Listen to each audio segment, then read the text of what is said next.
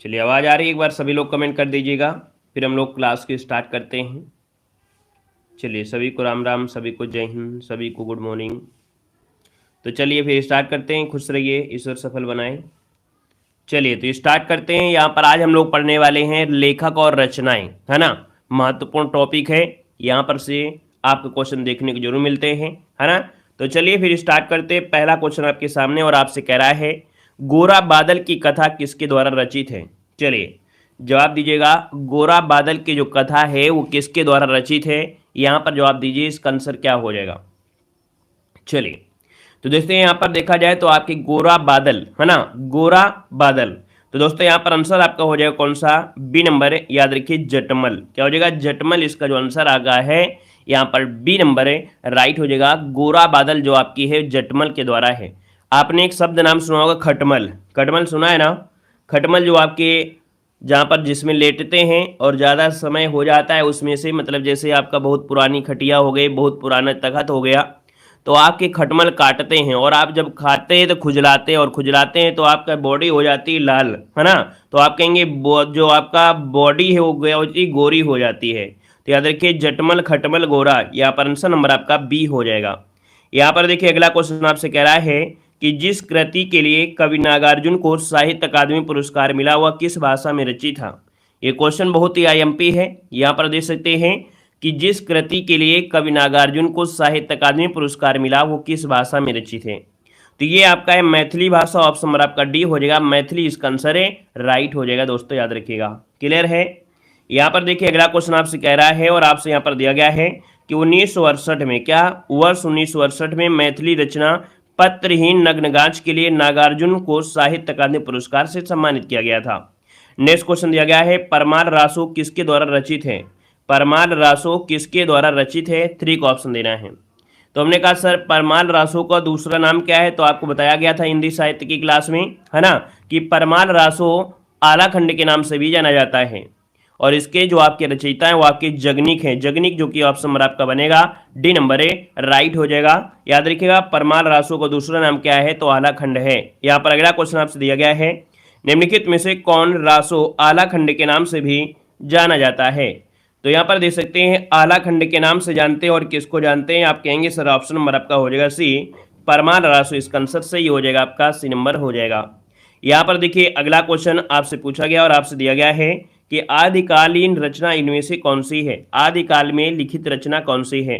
तो हमने कहा आदिकाल में जितने भी आपके रासो काव्य हैं, कितने हैं? जितने भी आपके रासो हैं ये सभी आपके आदिकाल में रचित किए गए हैं, है ना। यहाँ पर देखा जाए तो खुमार रासो आदिकाल की रचना है और इसके रचनाकार हैं दलपति विजय। कौन है? दलपति विजय हो जाएगा। बाकी यहाँ पर जैसे अखरावट है, छत्रसाल है, दीप शिखा है, ये आपके आधुनिक काल की रचनाएं हैं। यहाँ पर अगला क्वेश्चन आपसे दिया गया है कि बीजक किसकी रचना है? बीजक किसकी रचना है? यहाँ पर बताना है बीजक। अब ये तो आप सभी लोग जानते हैं कि बीजक जो आपके वो कबीर दास की रचना है। किसकी है? कबीर, जो कि ऑप्शन नंबर आपका सी हो जाएगा, है ना। और इस रचना में देखा जाए साखी शबद रमैनी आपकी इसमें शामिल हैं। यहाँ पर अगला क्वेश्चन आपसे दिया गया है, विनय पत्रिका की भाषा आपकी कौन सी है? चलिए विनय पत्रिका की जो भाषा है वो आपकी कौन सी है? तो हमने कहा विनय पत्रिका की जो भाषा है वो आपकी ब्रज भाषा, याद रखिएगा, है ना। ये किसकी है? तो आपकी तुलसीदास की है। और तुलसीदास की ये जो रचना है वो आपकी विनय पत्रिका की भाषा है ना। विनय पत्रिका की भाषा जो आपकी है वो ब्रज भाषा है, याद रखिएगा। स्वामी की सेवा में करुणा तन से, है ना, यहाँ पर दीनता का भाव यहाँ पर व्यक्त किया गया है। यहाँ पर देखिए अगला क्वेश्चन आपसे दिया गया और आपसे कह रहा है जायसी द्वारा रचित पद्मावत निम्नलिखित में से है क्या? जायसी के द्वारा रचित जो पद्मावत है ये आपका है क्या? तो दोस्तों ये है आपका समा सूक्ति। क्या है ये? समा सूक्ति। इसका ऑप्शन सी नंबर है, राइट हो जाएगा। समा सूक्ति इसका आंसर आपका राइट हो जाएगा, ठीक है। यहाँ पर देखिए अगला क्वेश्चन आपसे दिया गया है कि पद्मावत महाकाव्य कौन सी भाषा में लिखा गया है? पद्मावत महाकाव्य जो आपका है ये कौन सी भाषा में लिखा गया है? बहुत बार ये क्वेश्चन पूछा गया है। यहाँ पर देखिए पद्मावत महाकाव्य कौन सी भाषा में है? तो आपका आंसर हो जाएगा बी नंबर है, आपके अवधी बोली में। कौन सी बोली में? तो अवधी बोली में लिखा गया। ऑप्शन नंबर आपका बी राइट हो जाएगा, याद रखिएगा, है ना। मलिक मोहम्मद जैसी किसके द्वारा? तो आप कहेंगे सर मलिक मोहम्मद जैसी के द्वारा पद्मावत की रचना 1540 ईस्वी में की गई थी। अवधी भाषा में लिखा गया। इसमें चित्तौड़ के राजा रतन सेन और सिंघल की जो राजकुमारी थी पद्मावती के विवाह, है ना, के बाद के जीवन का चित्रण इसमें किया गया है। अगला क्वेश्चन आपसे कह रहा है कि मुगल बादशाह शाहजहां ने किस कवि को महाकविराय की पदवी दिया है। मुगल बादशाह शाहजहां ने किस कवि को महाकविराय की पदवी दिया है। यहाँ पर देखिए 10 नंबर का ऑप्शन क्या होगा, तो ऑप्शन नंबर आपका बी हो जाएगा सुंदर। कवि जो सुंदर हैं, है ना, सुंदर जो आपके हैं ग्वालियर के ब्राह्मण थे और शाहजहां के दरबार में कविता सुनाया करते थे। तो शाहजहां ने क्या किया, पहले इनको कविराय की उपाधि दिया था, है ना, शाहजहां ने पहले इनको कविराय की उपाधि दिया और बाद में इनको महाकविराय की पदवी दिया। तो इन्होंने देखा, इन्होंने सुंदर श्रृंगार नामक नायिका भेदभाव का ग्रंथ लिखा। कवि सुंदर संत कवित सुंदर दास से आपके भिन्न हैं। यहाँ पर अगला क्वेश्चन दिया गया है और आपसे कह रहा है मृगावती किसकी रचना है। मृगावती जो रचना है वो आपकी किसकी रचना है। मृगावती जो रचना है वो आपकी कुतबन की है। कुतबन जो कि ऑप्शन नंबर आपका सी हो जाएगा। कुतबन इसका आंसर आपका सी बनेगा। यहाँ पर देखिए अगला क्वेश्चन आपसे कह रहा है, दिया गया है कौन सी रचना गोस्वामी तुलसीदास जी की नहीं है। कौन सी रचना गोस्वामी तुलसीदास जी की नहीं है। देखिए दोहावली है, गीतावली है, रामचरितमानस है और यामा है। तो हमने कहा सर यहाँ पर देखिए आपका आंसर जो आपका होगा कौन, यहाँ पर आपका डी नंबर हो जाएगा। आप कहेंगे सर जो यामा दिया गया यामा ये आपकी महादेव वर्मा की है, ना कि तुलसीदास की है। यहाँ पर आंसर जो इसका आ गया है डी नंबर राइट हो जाएगा। बाकी आप तो जानते हैं काफ़ी रचनाएं हैं जो कि यहाँ से पूछी जाती हैं। यहाँ पर देख सकते हैं कि इनमें से 4 कविताएं जैसे निहार, नीरजा, रश्मि और सांग गीत ये संकलित किए गए हैं यामा कविता में। ठीक है, दोहावली, गीतावली, रामचरितमानस ये तुलसीदास की हैं। अगला क्वेश्चन आपसे दिया गया है भक्तमाल के रचनाकार कौन हैं। भक्तमाल के रचनाकार इनमें से कौन हो जाएंगे। तो ये रचनाकार है आपके नाभादास। ऑप्शन नंबर आपका ये हो जाएगा नाभादास, इसका आंसर है राइट हो जाएगा। ये जो आपके भक्तमाल है ये भक्तकालीन कवियों में आपके नाम इनका आता है। यहाँ पर देखिए अगला क्वेश्चन आपसे कह रहा है कि बिहारी के प्रसिद्ध हैं। बिहारी के क्या प्रसिद्ध हैं। तो आप कहेंगे सर बिहारी के जो प्रसिद्ध है ना वो प्रसिद्ध है आपकी दोहा। क्या प्रसिद्ध है, दोहा। ऑप्शन नंबर आपका डी हो जाएगा, दोहा प्रसिद्ध हो जाएंगे, है ना। यहाँ पर देखा जाए तो इनकी रचनाओं में से देखा जाए तो लगभग 713 दोहों का संकलन मिलता है जिसे बिहारी सतसई के नाम से अमर कृति के रूप में है ना। यहाँ पर अगला क्वेश्चन दिया गया है कि निम्नलिखित में से कौन सा खंड काव्य है। देखिए खंड काव्य दिया गया है और देखिए खंड काव्य दिया है लेकिन आप लोग ध्यान नहीं देंगे, जल्दी से आंसर मार देंगे और आंसर गलत हो जाएगा।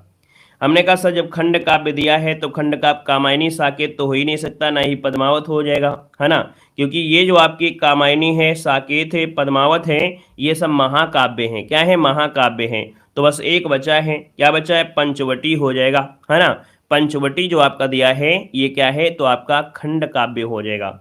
देखिए खंड काव्य में कौन कौन होते हैं, जैसे कि आपके देखिए जयद्रथ वध, है ना, जयद्रथ वध है, पंचवटी है, द्वापर है, सिद्धराज है, नुहुस, ये जो कुणाल गीत है, पृथ्वी पुत्र है, ये जो आपके हैं आपके क्या हैं, तो आपके खंड काव्य हैं दोस्तों, याद रखिएगा। अगला है मैथिली शरणगुप्त की यशोधरा, है ना, मतलब मैथिली शरणगुप्त की जो यशोधरा है ये कौन सी भाषा में लिखा गया है, ये आपसे कह रहा है। तो ये चंपू काव्य में है। ठीक है, याद रखिएगा आंसर आपका बी हो जाएगा कि चंपू श्रव्य काव्य का एक भेद है, इसमें गद्य और पद्य का मिश्रण होता है। हिंदी में मैथिली शरणगुप्त की जो रचना है यशोधरा को चंपू काव्य माना गया है क्योंकि इसमें 2 भाषाएं आपकी हैं, याद रखिएगा। यहाँ पर देखिए अगला क्वेश्चन आपसे यहाँ पर दिया गया है और आपसे कह रहा है कि वैदेही वनवास किसकी रचना है। चलिए जवाब देना है, वैदेही वनवास किसकी रचना है, यहाँ पर जवाब देना है। तो दोस्तों यहाँ पर वैदेही वनवास अयोध्या सिंह उपाध्याय हरिऔध की है। किसकी है, अयोध्या सिंह उपाध्याय हरिऔध, इसका आंसर है राइट हो जाएगा, याद रखिएगा। ठीक है ना। यहाँ पर देखिए अगले क्वेश्चन को आते हैं। क्वेश्चन आपसे अगला पूछा गया है, श्री लाल शुक्ल को उनकी किस कृति पर व्यास सम्मान प्रदान किया गया था। श्री लाल शुक्ल को उनकी किस कृति पर व्यास सम्मान प्रदान किया गया था। तो ऑप्शन नंबर आपका डी हो जाएगा, विश्रामपुर का संत। विश्रामपुर का संत के लिए ये जो इनका उपन्यास है 1999 में व्यास सम्मान दिया गया था। ऑप्शन नंबर आपका डी हो जाएगा। यहाँ पर अगला क्वेश्चन दिया गया है, आग की हंसी, क्योंकि एक काव्य संग्रह है और इस काव्य संग्रह के लिए साहित्यकार को वर्ष 2016 के साहित्य अकादमी पुरस्कार से सम्मानित किया गया था। तो दोस्तों यहाँ पर देखा जाए तो आपका जो आंसर बनेगा वह सी हो जाएगा दोस्तों, रामदरस मिश्र। रामदरस मिश्र इसका आंसर राइट हो जाएगा, आपका सी नंबर हो जाएगा। यहाँ पर देखा जाए तो 2017 में किसको मिला था, रमेश कुंतल को मिला था, रमेश कुंतल मेघ को मिला था। ठीक है, आगे बढ़िए। क्वेश्चन आपसे अगला पूछा गया है और आपसे कह रहा है, जयद्रथ वध किसकी रचना है। जयद्रथ वध जो आपकी रचना है वो आपकी किसकी रचना है 20 नंबर में। जयद्रथ वध की बात करते हैं तो ऑप्शन बी हो जाएगा मैथिली शरणगुप्त। क्या हो जाएगा? जयद्रथ वध रचना है ये मैथिली शरणगुप्त की रचना है। इनकी रचनाओं में अभी बताया जैसे यशोधरा है, साकेत है, भारत भारती है, पंचवटी है, ये इनकी कुछ और भी रचनाएं जो कि एग्जाम में पूछी जाती हैं। अगला क्वेश्चन आपसे कह रहा है कि भारत भारती के रचनाकार इनमें से कौन है? चलिए बताइएगा भारत भारती के रचनाकार इनमें से कौन बनेंगे? चलिए अब तो आसान हो गया भैया, अभी पढ़ा दिया कि भारत भारती आपका जब मैथिली शरणगुप्त हो जाएगा, जो कि ऑप्शन नंबर आपका बनेगा ए नंबर, ए राइट हो जाएगा, ए नंबर हो जाएगा, है ना। हमने बताया भी था कि भैया भारत भारती रचना के लिए, है ना, महात्मा गांधी ने गुप्त जी को राष्ट्र कवि की उपाधि दिया था। कभी क्वेश्चन पूछे भी तो याद रखिए भारत भारती रचना के ही लिए यहाँ पर महात्मा गांधी ने गुप्त जी को राष्ट्र कवि की उपमा दिया था या उपाधि दिया था। यहाँ पर आगे बढ़िए, क्वेश्चन आपसे अगला पूछा गया और आपसे कह रहा है जूही की कली कविता के कवि कौन हैं? जूही की कली कविता के जो कवि हैं वो आपके हैं कौन? यहाँ पर देखा जाए तो आपका आंसर बनेगा कौन? यहाँ पर ए नंबर निराला जी हैं। कौन है? निराला, जो कि ऑप्शन नंबर यहाँ पर ए हो जाएगा, निराला हो जाएंगे। अगला क्वेश्चन आपसे कह रहा है कि भैया देखिए जूही की कुछ कविताएं जैसे राम की शक्ति पूजा, है ना, सरोज स्मृति, कुकुरमुत्ता, ये आपके मतलब सूर्यकांत त्रिपाठी नाला के यहाँ पर क्या क्या है रचनाएं आपकी हैं। जूही की कली है और आपका शक्ति पूजा है, सरोज स्मृति है, कुकुरमुत्ता, ये किसके हैं? सूर्यकांत त्रिपाठी नाला। नेक्स्ट क्वेश्चन दिया गया है कि हिंदी साहित्य, है ना, हिंदी अकादमी का जो सलाका पुरस्कार है सबसे पहले किसको दिया गया था? हिंदी का भैया जो सलाका पुरस्कार दिया गया सबसे पहले किसको दिया गया था? तो ऑप्शन नंबर आपका सी हो जाएगा, डॉक्टर रामविलास शर्मा, इसका आंसर सी हो जाएगा। नेक्स्ट क्वेश्चन आपसे दिया गया और आपसे कह रहा है साहित्य अकादमी पुरस्कार का जो प्रारंभ हुआ वो कब से हुआ था? साहित्य अकादमी पुरस्कार का जो प्रारंभ हुआ ये कब से हुआ? तो ऑप्शन नंबर आपका ये हो जाएगा 1954 से माना जाता है। कब से? 1954 से माना जाता है। हमने कहा था माना जाता है, लेकिन दिया कब गया था? दिया गया था 1955 से। कब से? 1955 में दिया गया था, जो कि किसको दिया गया था? माखनलाल चतुर्वेदी को दिया गया था, हिम तरंगड़ी रचना के लिए दिया गया था। यहाँ पर अगला क्वेश्चन दिया गया है अज्ञे जी को किस कृति पर भारतीय ज्ञानपीठ पुरस्कार मिला? अज्ञे जी को किस कृति पर भारतीय ज्ञानपीठ पुरस्कार मिला?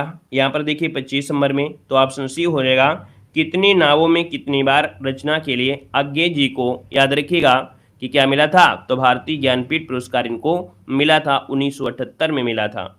यहाँ पर देखिए अगला क्वेश्चन आपसे कह रहा है कि कनुप्रिया के रचनाकार इनमें से कौन है? कनुप्रिया के रचनाकार इनमें से कौन है? यहाँ पर बताना है कनुप्रिया। चलिए हमने कहा सर कनुप्रिया है, तो कनुप्रिया हो जाएगा आपके धर्मवीर भारती, और धर्मवीर भारती की रचनाएं आप जानते भी हैं, 1 2 3 रचनाएं तो आपको याद ही होंगी इनकी, है ना। यहाँ पर देखा जाए तो कनुप्रिया की जो रचनाएं हैं जैसे आपका क्या है, तो कनुप्रिया अर्थात धर्मवीर भारती की रचनाओं में जैसे सूरज का 7वां घोड़ा होता है ना। यहाँ पर देखा जाए तो आप कहेंगे यहाँ पर जो ठंडा लोहा है, अंधा युग दिया गया है ना। कनुप्रिया 7 गीतवर्ष से देशांतर है ना। ये जो आपके हैं सूरज के पास 7 जो घोड़ा है ये भी आपकी इन्हीं की रचनाएं हैं। अगला दिया गया है कि प्रकाशन वर्ष की दृष्टि से डॉक्टर हरिवंश राय बच्चन की रचनाओं का सही क्रम क्या है? तो हमने कहा सबसे पहले क्या होगा? सबसे पहले होगा मधुशाला जाना है ना, मधुशाला, वहाँ मिलेंगी मधुबाला, ठीक है, फिर आपको देंगे कलश, फिर इसके बाद आपको मिलेगा निमंत्रण। तो कहेंगे सर जी मधुशाला, मधुबाला, मधुकलश, निशा, निमंत्रण। आपका जवाब हो गया ए नंबर, ए राइट हो जाएगा। क्रम देखना है तो क्रम भी आप स्क्रीनशॉट ले सकते हैं। यहाँ पर देखिए 35, 36, 37, 38, ये बिल्कुल क्रम में आपका याद रखेगा, ठीक है। यहाँ पर देखो दिया है तुलसीदास के रचनाकार कौन है? तुलसीदास के रचनाकार कौन है? तुलसीदास के रचनाकार, तो दोस्तों तुलसीदास के रचनाकार जो आपके हैं कौन हैं? यहाँ पर याद रखिए ऑप्शन आपका डी हो जाएगा, सूर्यकांत त्रिपाठी नाला आपका आंसर है, राइट हो जाएगा सूर्यकांत त्रिपाठी नाला। नेक्स्ट क्वेश्चन आपसे दिया गया है, देखिए हमने कहा कि सर सूर्यकांत त्रिपाठी नाला के द्वारा और भी रचनाएं जैसे अनामिका है, परिमल है, गीतिका है, संध्या, काकली है, कुकुरमुत्ता, है ना, और साथ में यहाँ पर नए पत्ते भी है, और तुलसीदास, ये इनकी कुछ महत्वपूर्ण रचनाएं हैं। अगला है निम्नलिखित में से दिनकर की रचना नहीं है, दिनकर की रचना नहीं है 29 नंबर में। तो दिनकर की रचना देखा जाए तो आपकी उर्वशी है, कुरुक्षेत्र है, रसमृति है, लेकिन मृग नैनी नहीं है। हमने कहा मृग कहाँ रहते हैं? वन में, तो वन में वृंदावन में, तो आप कहेंगे वृंदावन लाल वर्मा, है ना। याद रखिए मृग जो रहते हैं वृंदावन लाल वर्मा, आपका जवाब सी हो जाएगा। यहाँ पर देखिए अगला क्वेश्चन आपसे कह रहा है, यहाँ पर दिया है हरी घास पर क्षण भर किस कवि का काव्य संग्रह है? हरी घास पर क्षण भर। तो हरी घास पर क्षण भर के लिए आपसे पूछा है, तो यहाँ पर हो जाएगा आपका अज्ञे हो जाएगा, ठीक है ना, क्या हो जाएगा, अज्ञे जी की ये रचना है, याद रखिएगा। यहाँ पर अगला क्वेश्चन आपसे दिया गया और आपसे कह रहा है उर्वशी किसकी रचना है। चलिए, उर्वशी जो रचना है वो आपकी किसकी रचना हो जाएगी, इसका आंसर क्या बनेगा। तो आप कहेंगे सर उर्वशी की बात करते हैं तो आपके रामधारी सिंह दिनकर, क्या हो जाएगा, रामधारी सिंह दिनकर, ऑप्शन नंबर आपका बी राइट हो जाएगा। इनकी रचनाओं में जैसे कुरुक्षेत्र है, रसमरथी है ना, हारे को हरिनाम, ये इनकी रचना है। अगला क्वेश्चन आपसे दिया गया है यामा किसकी रचना है, बड़ा आसान क्वेश्चन है, यामा किसकी रचना है। तो आप कहेंगे सर यामा रचना है महादेवी वर्मा की है, ऑप्शन नंबर आपका बी हो जाएगा महादेवी वर्मा। अगला क्वेश्चन आपसे दिया गया है, आपसे देखिए महादेवी वर्मा की रचनाओं में जैसे निहार है, रश्मि है, नीरजा है, शांति गीत है, इनकी कविताओं का संकलन है। कौन सा जोड़ा आपका सही है चुनना है। यहाँ पर देखिए आपसे कह रहा है जयशंकर प्रसाद यामा, आप कहेंगे बिल्कुल गलत दिया है क्योंकि यामा तो महादेवी वर्मा की है ना, यामा महादेवी वर्मा की है।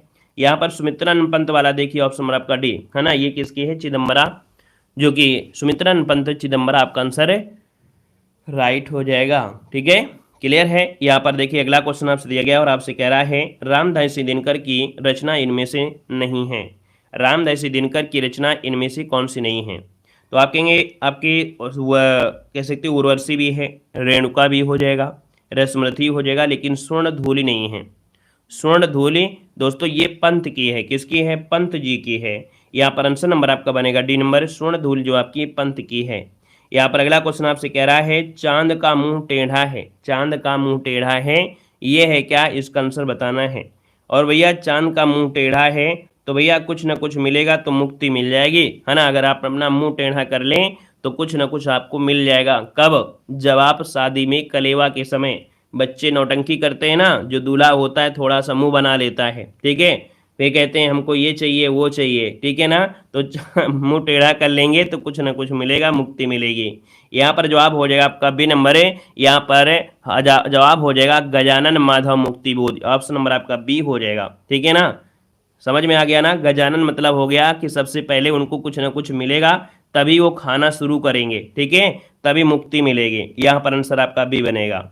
अगला क्वेश्चन आपसे दिया गया है और आपसे कह रहा है कि निम्नलिखित में से कौन पद्मश्री प्राप्त कथाकार हैं। पद्मश्री पथा जो दिया है, इनको जो पद्मश्री दिया गया है ना, वो किसको दिया गया है। यहाँ पर आंसर आपका बी हो जाएगा, याद रखिएगा महादेवी वर्मा, ऑप्शन नंबर आपका बी हो जाएगा, महादेवी वर्मा हो जाएगा। यहाँ पर देखिए अगला क्वेश्चन आपसे कह रहा है कला और बूढ़ा चांद के लिए सुमित्रानंद पंत को किस साहित्य पुरस्कार से पुरस्कृत किया गया है। यहाँ पर देखिए आपका जो आंसर है इनमें से राइट क्या हो सकता है। चलिए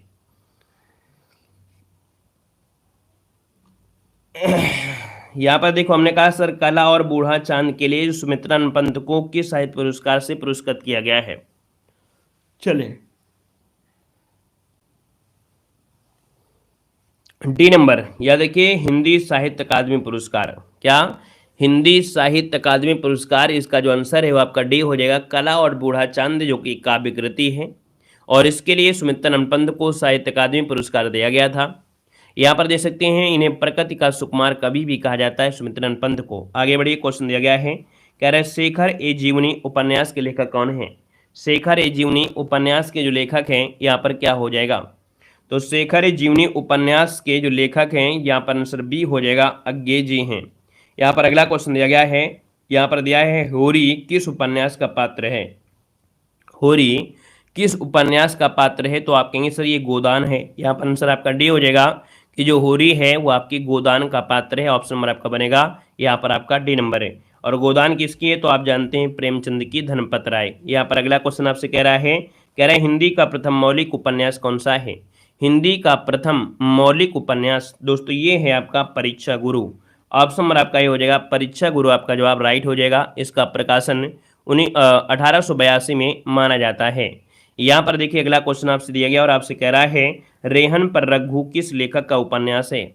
रेहन पर रघु किस लेखक का उपन्यास है। रेहन पर रघु ये है आपके काशीनाथ सिंह का है, किस पर है, तो यहाँ पर काशीनाथ, इसका जो आंसर है यहाँ पर आपका जवाब हो जाएगा ए नंबर राइट हो जाएगा। रेहन पर रघु आपकी काशीनाथ, इसका आंसर राइट हो जाएगा। यहाँ पर देखिए यहाँ पर जो दिया गया है कि रेहन पर रघु के उपन्यास जो आपका है इस उपन्यास के लिए 2011 में साहित्य अकादमी पुरस्कार दिया गया था। यहाँ पर अगला क्वेश्चन आपसे दिया गया है, गोदान द्वारा लिखा गया है, और गोदान जो लिखा गया है वो किसके द्वारा लिखा गया है, ये आपसे कह रहा है।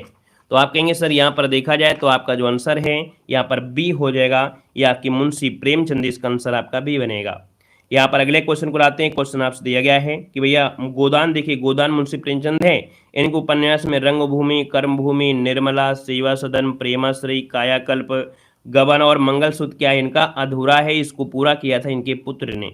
यहाँ पर दिया है झूठा सच के जो लेखक है वो आपके कौन है, झूठा सच के जो लेखक है वो आपके कौन है, तो यशपाल हो जाएंगे, यशपाल, जो कि ऑप्शन नंबर आपका ए हो जाएगा। ठीक है ना। यहाँ पर देखिए अगला क्वेश्चन आपसे दिया गया और आपसे कह रहा है कि ठीकरे की मंगनी उपन्यास किसने लिखा है, ठीकरे की मंगनी उपन्यास जो लिखा है वो किसने लिखा है, तो ठीकरे की मंगनी लिखा है आपकी नासिरा शर्मा, जो कि ऑप्शन नंबर आपका बी हो जाएगा, नासिरा शर्मा हो जाएगा, नासिरा शर्मा। यहाँ पर देखिए नासिरा शर्मा की कुछ उपन्यास है, जैसे 7 नदियाँ एक समंदर, यहाँ पर जिंदा मुहौरे, ये आपकी किसकी है, तो नासिरा शर्मा की हैं।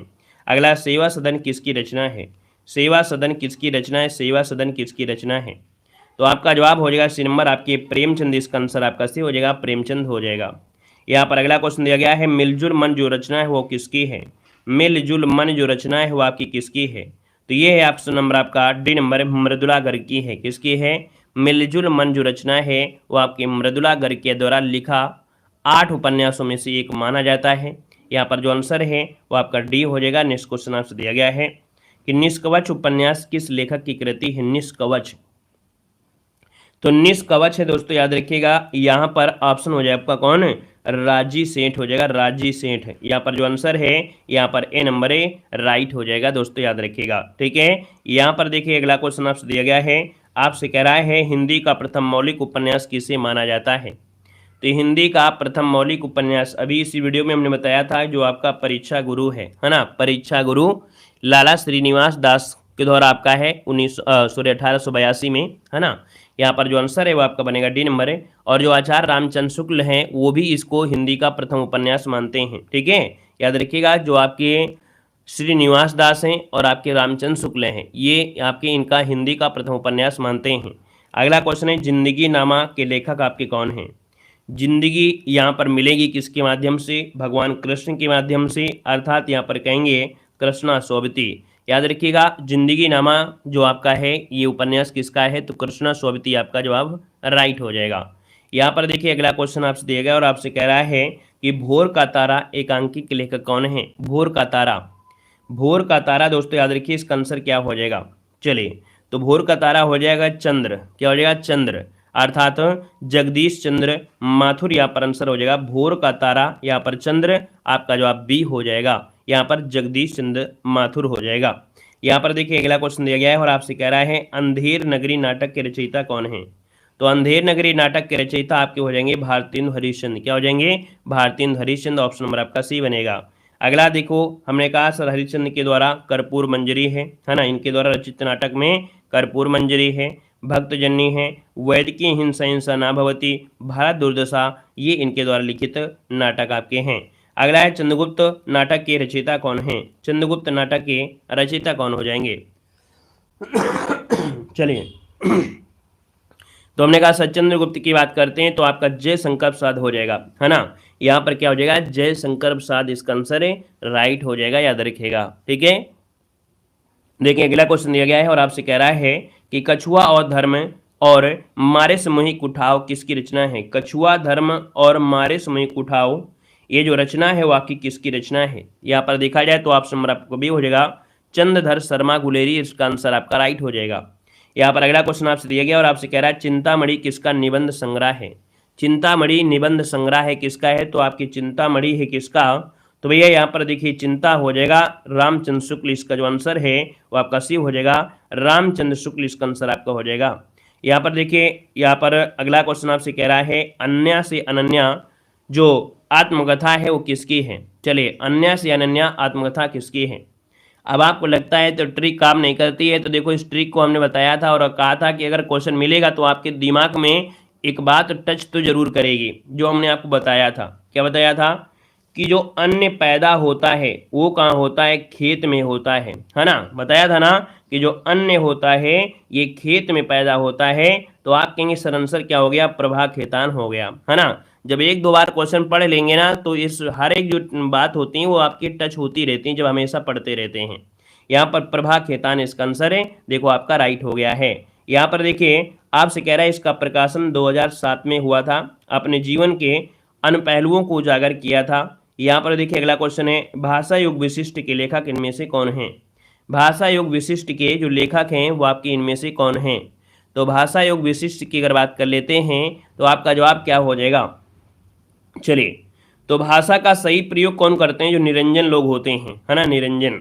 यहाँ पर मतलब जो संत लोग बोल देते हैं एक प्रकार से, ठीक है। तो यहाँ पर याद रखिए भाषा युग विशिष्ट राम प्रसाद जो आपके निरंजनी हैं। यहाँ पर आंसर नंबर आपका सी राइट हो जाएगा। नेक्स्ट क्वेश्चन आपसे दिया गया है, कह रहा है आपसे क्या, कह रहा है कि खड़ी बोली की पहली रचना जो आपकी है इनमें से कौन है। चलिए, खड़ी बोली की पहली रचना जो आपकी है वो कौन सी है। यहाँ पर देखिए आप कहेंगे सर नास की तो पाख्यान, ऑप्शन नंबर आपका हो जाए भाई। देखो जो इसमें है ना, इसमें क्या है कि संशोधित किया गया था उत्तर कुंजी को, ठीक है। बोर्ड ने पहले मान लिया प्रेम सागर, लेकिन इसके बाद बोर्ड ने क्या माना, इसको बी सही माना था, तो हम भी बी सही मान रहे हैं। यहाँ पर आंसर आपका बी हो जाएगा। नेक्स्ट क्वेश्चन दिया गया है, कह रहा है यहाँ पर क्वेश्चन कह रहा है व्यास पुरस्कार से सम्मानित उपन्यास दिया है, ना भूतो ना भविष्यत, ना भूतो ना भविष्यति, है ना। यहाँ पर जो आंसर है वो क्या हो जाएगा, यहाँ पर क्या बताना है। तो आप कहेंगे ना हुआ है ना होगा। जब आप बात करते हैं कोहली की, है ना, जब आप बात करते हैं कोहली की तो कहते हैं ना दक्षिण में ना पूरब में ना पश्चिम में ना उत्तर में, है ना, सिर्फ किंग कोहली। तो आप कहेंगे किंग कोहली, आप कहेंगे ना भूत में हुआ है ना भविष्य में होगा, तो आप कहेंगे कौन, तो आप कहेंगे कोहली। ऑप्शन क्या हो जाएगा, ए नंबर नरेंद्र कोहली हो जाएगा, ठीक है, याद रहेगा। चलिए यहाँ पर देखिए अगला क्वेश्चन आपसे दिया गया है, देखिए यहाँ पर अगला क्वेश्चन आपके सामने और आपसे कह रहा है यहाँ पर प्रेम सागर किसकी रचना है। प्रेम सागर किसकी रचना है, तो भैया चलिए मान लेते हैं यहाँ पर जो आंसर है वो आपका सी हो जाएगा, लल्लू लाल यहाँ पर हो जाएंगे, जो प्रेम करेंगे लल्लू हो जाएंगे। और ये कौन सी भाषा में है, तो आपकी ब्रज भाषा में है, ब्रज भाषा हो जाएगा। यहाँ पर देखिए अगला क्वेश्चन आपसे कह रहा है कि महादेवी वर्मा को ज्ञानपीठ पुरस्कार किस कृति पर मिला था। महादेवी वर्मा को जो ज्ञानपीठ पुरस्कार मिला था वो किस पर मिला था दोस्तों, ये बताना है। तो महादेवी वर्मा को ज्ञानपीठ पुरस्कार मिला था दोस्तों, याद रखिए यामा के लिए, किसके लिए, यामा के लिए मिला था। यहाँ पर जो आंसर आपका दिया गया है वो जवाब हो जाएगा सी नंबर है, यामा के लिए इनको ज्ञानपीठ पुरस्कार मिला था, याद रखिएगा। यहाँ पर देखिए आपसे कहेगा कब मिला था, तो ये भी याद रखना है कि 1982 में इनको मिला था दोस्तों, याद रखिएगा, है ना। यहाँ पर देखिए इनकी रचनाओं में निहार है, नीरजा है, रस्म है, ये संद ये आपके संकलित हैं। अगला है व्यास सम्मान से सम्मानित उपन्यास ना भूतो ना भविष्य के लेखक आपके हैं कौन, चलिए गए बताइएगा। अगर हम आपको पॉइंट में ध्यान दे देते हैं तो आपको याद जरूर होगा, है ना। हमने कहा कि आपके दिमाग में टच जरूर करेगा अगर हम आपको कोई ट्रिक बता देते हैं। ना भूतो ना भविष्यत कौन, तो आप कहेंगे ना हुआ है ना होगा, कौन, किंग कोहली, नरेंद्र कोहली। यहाँ पर आंसर नंबर आपका सी राइट हो जाएगा। नेक्स्ट क्वेश्चन दिया गया है, आपसे कह रहा है भैया एक पॉइंट याद रखना है कि जो कोहली को मिला था 2012 में व्यास सम्मान मिला था, ठीक है, नरेंद्र कोहली। यहाँ पर किसके लिए, तो ना भूतो न भविष्य के लिए।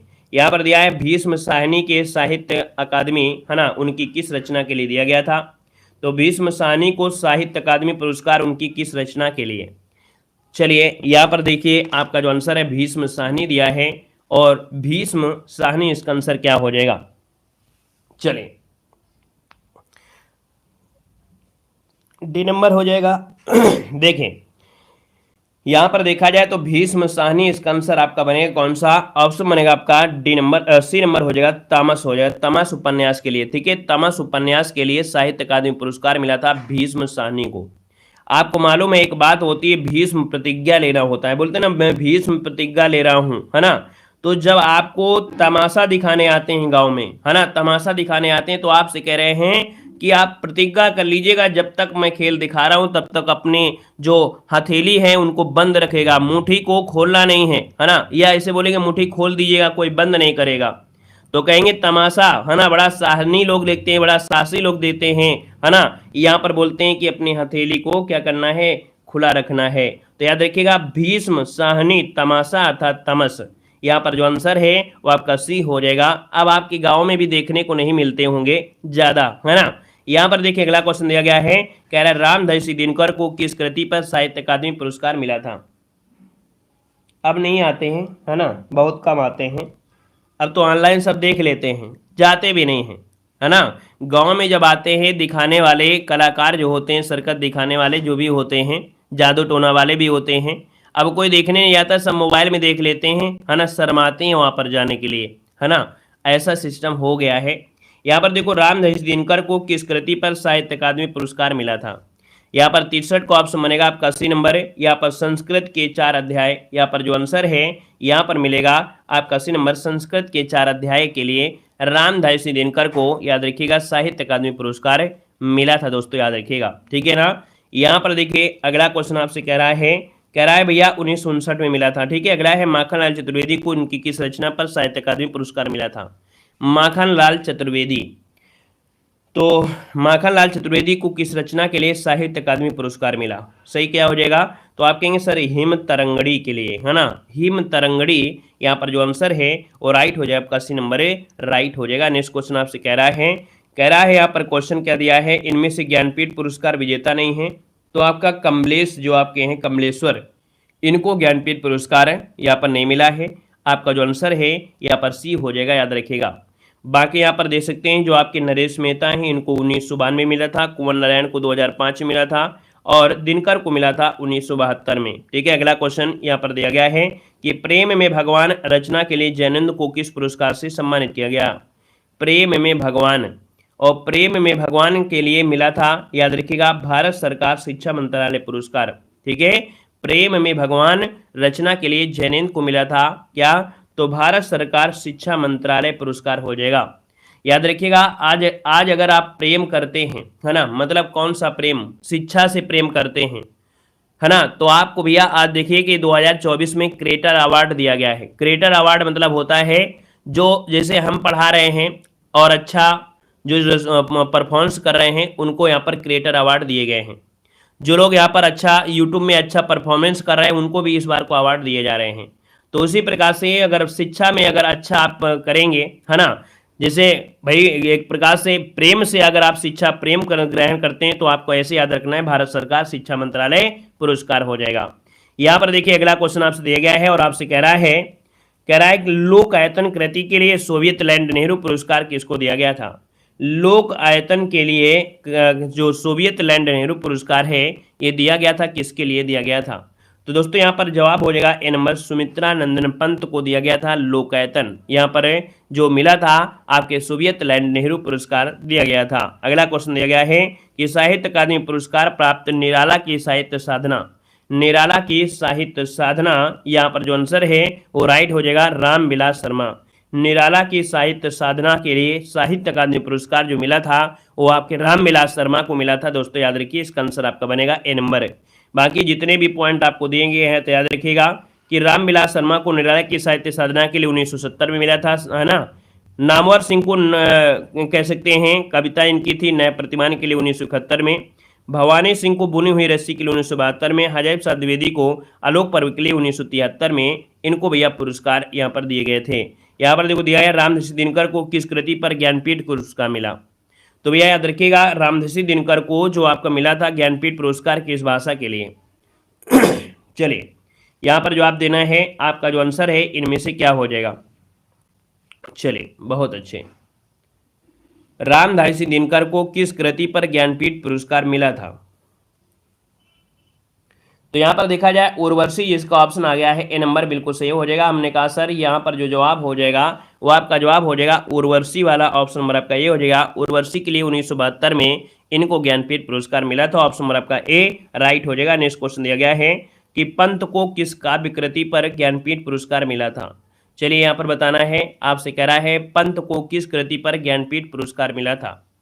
यहाँ पर देखा जाए तो आप कहेंगे सर यहाँ पर जो आंसर है वो आपका बी हो जाएगा, चिदम्बरा के लिए। चिदम्बरा के लिए मिला था, इनको याद रखिए, चिदम्बरा के लिए मिला था 1968 में।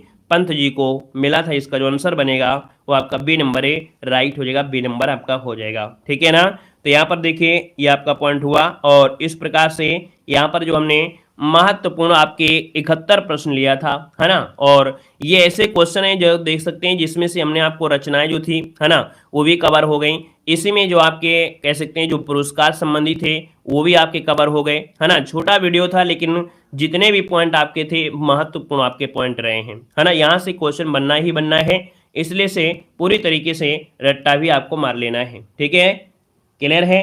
तो चलिए आज के लिए दोस्तों इतना रखते हैं, और डेली आपको क्लास लेना है। तैयारी आपकी जोरों में चल रही है, जोरों शोरों में चल रही है।